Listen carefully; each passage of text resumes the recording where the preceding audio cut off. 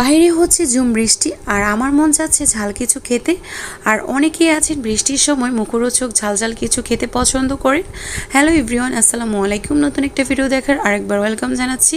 তো বাসায় যাই থাকুক না কেন তা দিয়ে বানিয়ে ফেলতে পারবেন এই মজাদার ঝাল পিঠাটা। তো আমি 1 কাপ ময়দা আর একটা ডিম আর ধনেপাতা কুচি, পেঁয়াজ কুচি, কাঁচামরিচ আর গুঁড়া মশলা দিয়ে বানিয়ে ফেলেছি ঝটপট পিঠাটা। ঝাল পিঠা কিন্তু আসলে একটু ঝাল কম দিয়েছি, কারণ একটু চিনি দিয়েছি যাতে বাচ্চারাও খাবে। তো 2 রকমের কাপে 2টা কাপে কিন্তু চা বানিয়ে নিয়েছি। একটাতে চিনি একটু বেশি আর একটাতে একটু চিনি একটু কম, কারণ লাল চা ঝাল ঝাল পিঠার সাথে বা ঝাল কিছু খেতে তার সাথে চা না হলে হয় না, কারণ রং চাটা কিন্তু মানে খুব লেট করে ঠান্ডা হয়, সেজন্য আরও খেতে ভালো লাগে।